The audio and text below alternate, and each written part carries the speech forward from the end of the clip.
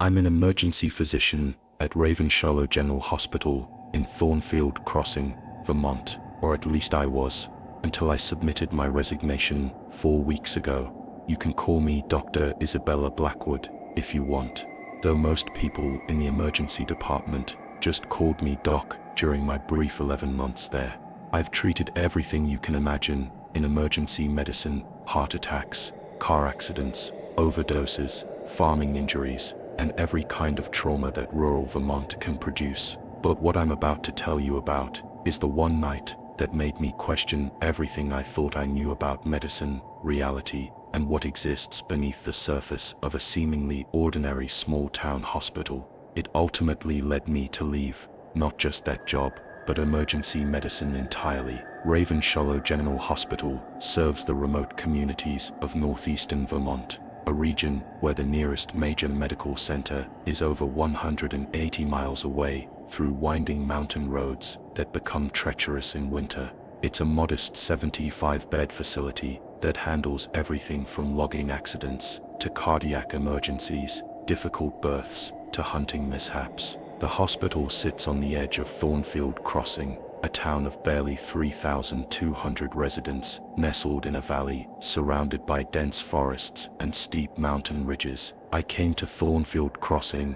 in January 2023 after completing my emergency medicine residency at Massachusetts General Hospital in Boston. At 31 years old, I was eager to practice comprehensive emergency medicine where every decision carried weight and where I could make a genuine difference in people's lives. After 4 years of residency in a massive urban hospital where patients often felt like numbers, the opportunity to practice medicine in a close-knit community where I would know my patients' names and families was exactly what I was looking for. The hospital itself was built in 1948, a solid brick and stone building that had been expanded 3 times over the decades. The original structure housed the emergency department, main medical floors, and administrative offices. A west wing was added in 1967 for additional patient rooms, and an east wing containing the surgical suites and intensive care unit was completed in 1985.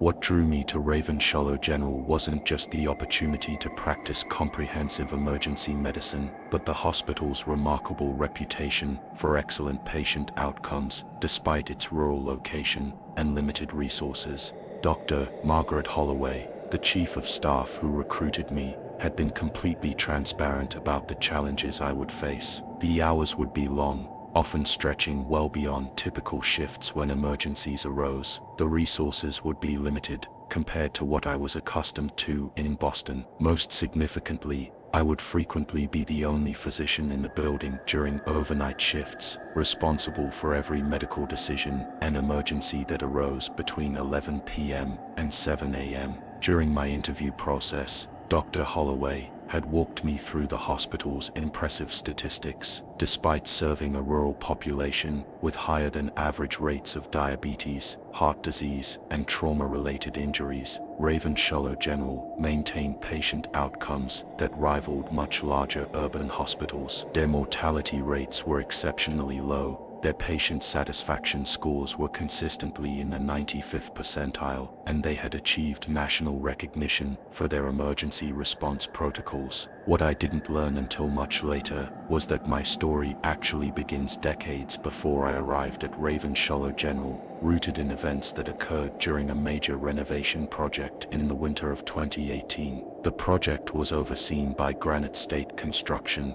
a regional company with an impeccable safety record and over 40 years of experience with medical facility construction and renovation. The renovation had been necessitated by the hospital's aging infrastructure. The electrical systems, installed during the various construction phases over the decades, had become incompatible and potentially dangerous. The mechanical systems that controlled heating, ventilation, and air conditioning were failing regularly, creating temperature fluctuations that could compromise patient care and medication storage. Most critically, the hospital's elevator system, installed in 1985, had begun experiencing frequent breakdowns that posed serious risks when transporting critical patients. The renovation focused primarily on the hospital's basement level, which housed the morgue, medical records storage, the main electrical room, various mechanical systems, and a small maintenance workshop. It was routine work,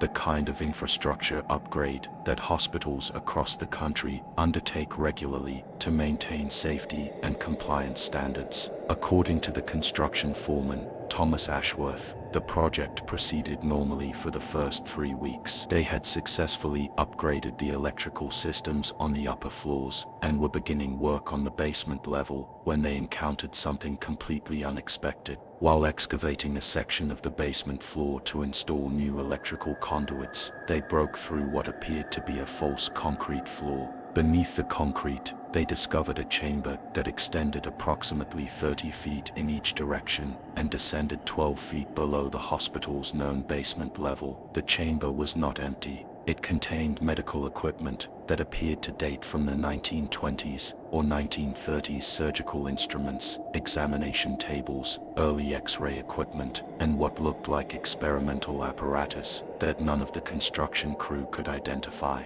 Most disturbing to the workers were the patient records they found stored in metal filing cabinets along the chamber's walls. These records documented medical procedures and experiments that seemed to have been conducted on patients without their knowledge or consent. The dates on the records ranged from 1923 to 1947, during which time the current hospital building didn't even exist. The discovery completely puzzled everyone involved. Ravenshollow General Hospital's administrative records showed no indication of this additional basement level, and there was no documentation of any medical facility existing at this location prior to the hospital's construction in 1948. The building's original architect, Jonathan Mercer, had died in 1963, taking any knowledge of the building's full specifications with him. Dr. Holloway, who had been chief of staff for 18 years at that point, contacted local historians and the Vermont Historical Society to research the discovery. What they learned was deeply unsettling. Prior to the construction of Ravenshollow General Hospital, the site had been occupied by Thornfield Sanatorium, a private medical facility that operated from 1923 to 1947 under the direction of Dr. Ezekiel Thorne.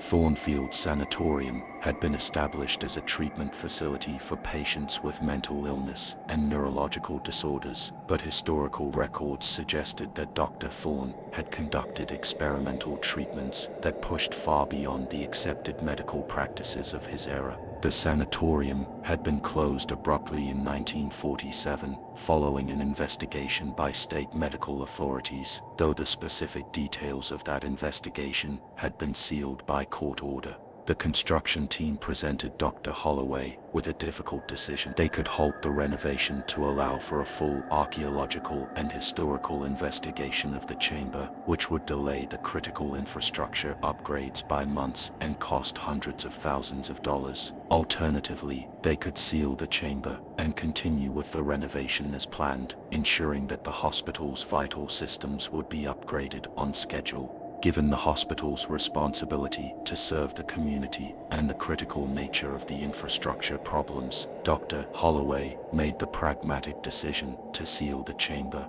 and proceed with the renovation. The chamber was filled with concrete, and the construction project continued according to its original timeline. It was during this renovation that Ravenshollow General's elevator system was completely replaced. The old hydraulic elevator, which had served the hospital adequately but unreliably for over 30 years, was removed and replaced with a state-of-the-art computerized system manufactured by Meridian Elevator Systems, a company known for their work in medical facilities across New England. The new elevator was programmed with comprehensive hospital security protocols. During normal business hours, it provided access to all floors, the basement level, ground floor, second floor, and third floor. However, during overnight shifts when the hospital operated with minimal staff, the system was programmed to restrict access to certain areas for security and safety reasons. The basement level, which housed the morgue and sensitive medical records, required special authorization for access during overnight hours. The system was designed so that only authorized personnel with specific access codes could reach the basement level between 11 p.m. and 6 a.m. This was a standard security measure implemented in hospitals to prevent unauthorized access to sensitive areas when supervisory staff were not present. The elevator installation was completed in March 2018, and the system functioned flawlessly during its initial testing and certification period. Hospital staff were trained on the new security protocols, and the system was praised for its reliability and smooth operation. The renovation project was completed on schedule and within budget, earning Granite State Construction Commendation from the Hospital Board and the Vermont Hospital Association. I began working at Ravenshollow General in January 2023, nearly 5 years after the renovation was completed. During my comprehensive orientation, I was given detailed tours of all areas of the hospital where I would be working, including the basement level where I would need to access medical records and occasionally escort deceased patients to the morgue. The basement level appeared completely normal during my orientation tours. The corridors were well lit with modern fluorescent fixtures. The walls were painted in the same institutional blue-gray as the rest of the hospital, and the atmosphere was exactly what you would expect in the lower level of a contemporary medical facility. The morgue was a standard, respectfully appointed room designed to handle the modest number of deaths that occurred in a rural hospital. The medical record storage area was organized and efficiently laid out, with electronic terminals providing access to the hospital's digital record system. The elevator, during my orientation and training period, worked exactly as it was supposed to. It stopped at all floors as expected, responded promptly to button presses, and showed no signs of the mechanical problems that had plagued the old system. The security protocols for overnight access were clearly explained to me, and I was provided with the necessary access codes to reach the basement level when required during my shifts. My first few months at Ravenshollow General exceeded all of my professional expectations. The work was challenging and intellectually stimulating, requiring me to draw upon every aspect of my medical training. Unlike my residency experience in Boston, where I had been one of dozens of residents handling a narrow range of cases, at Ravenshollow I was often the sole physician responsible for diagnosing and treating everything from heart attacks to psychiatric emergencies to complex trauma cases.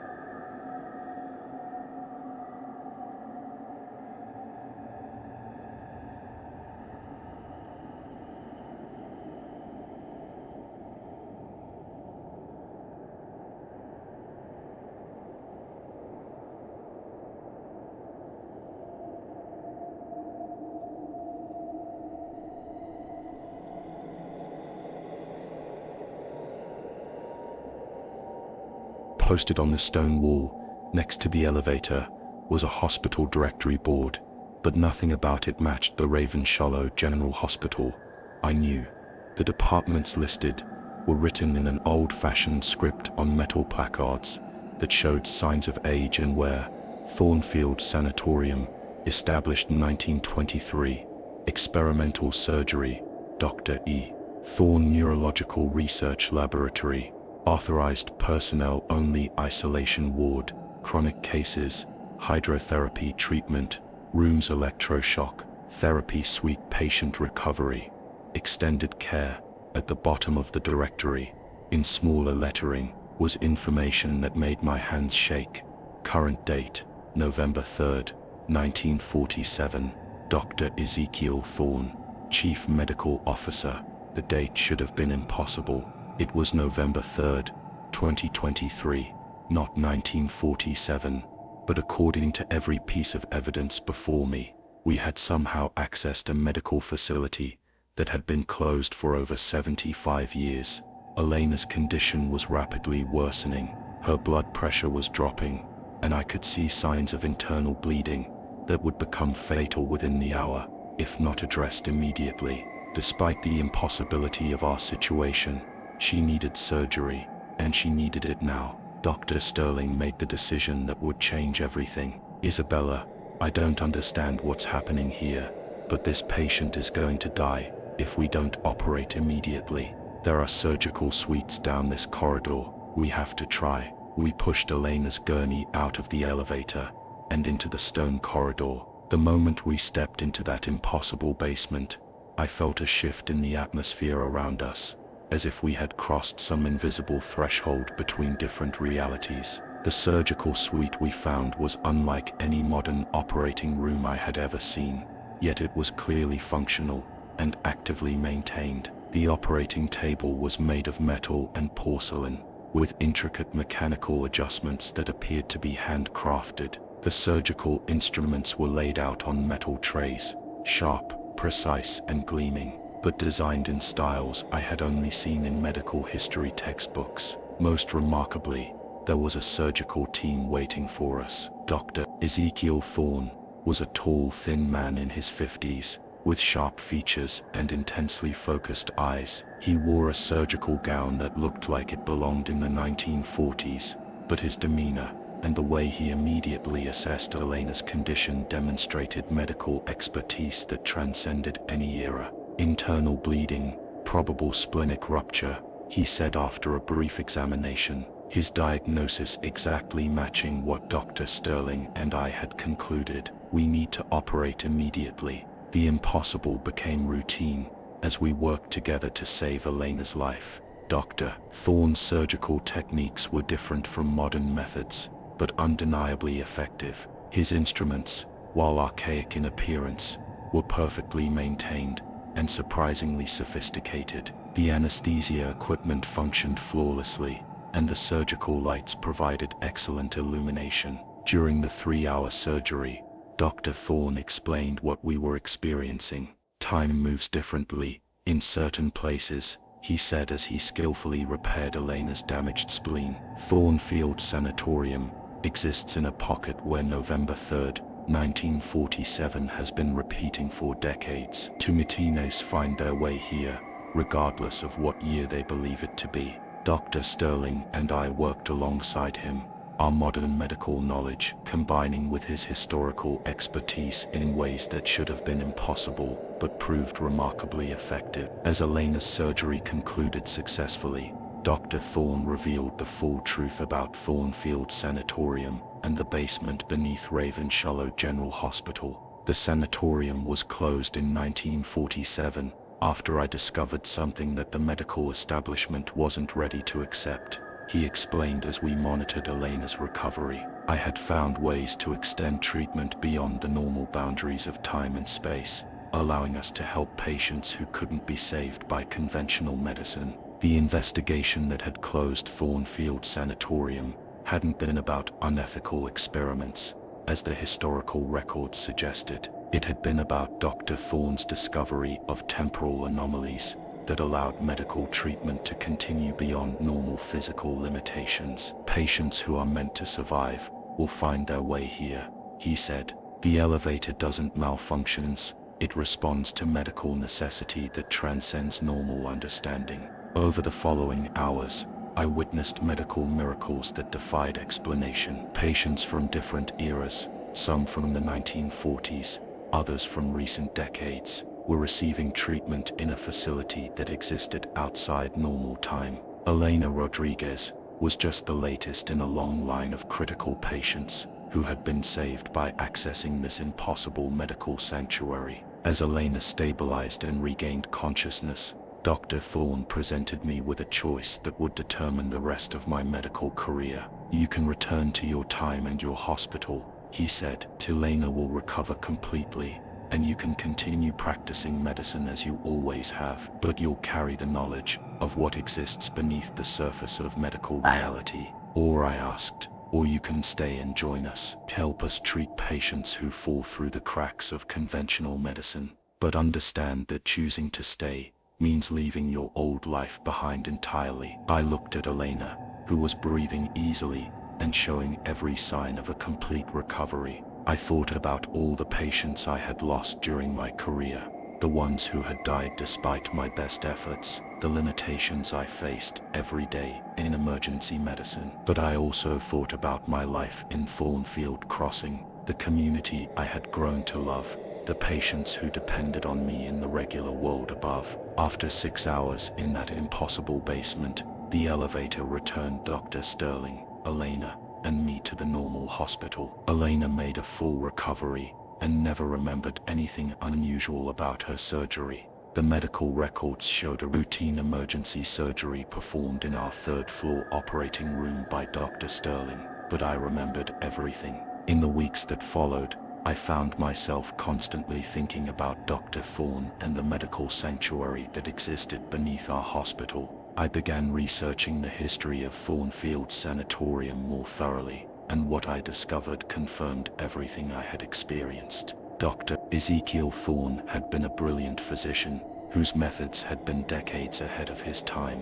The sanatorium had achieved impossible recovery rates for conditions that were considered incurable in the 1940s. The investigation that closed the facility had been motivated by fear and misunderstanding, not by any evidence of wrongdoing. I started paying attention to the elevator's behavior with new understanding. It didn't malfunction randomly. It responded to medical crises that required intervention beyond conventional capabilities. Several times during my remaining months at Ravenshollow General, I witnessed patients with supposedly hopeless conditions make miraculous recoveries after brief, unexplained elevator trips to the basement. The weight of this knowledge began to affect my ability to practice normal emergency medicine. How could I continue working within the limitations of conventional medicine when I knew that miraculous healing was possible just floors below? How could I accept patient deaths that might be preventable if I could access that temporal sanctuary? 3 weeks ago, I made my decision.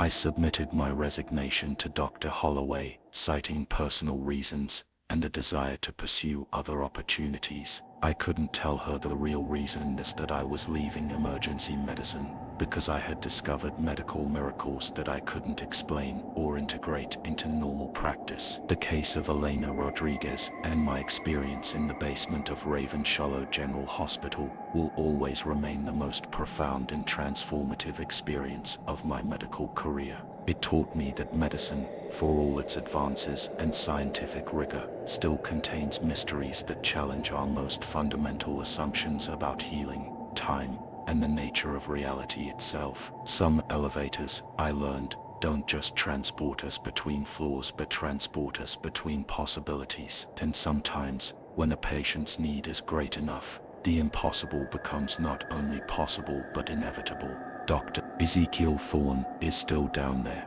still saving patients who can't be saved by conventional medicine. And sometimes, late at night, I wonder if I made the right choice in returning to the world above. Final message. This experience taught me that there are depths to medicine, and to reality itself that we're only beginning to understand. Some mysteries are meant to challenge everything we think we know, and sometimes the most important healing happens in places that shouldn't exist at all.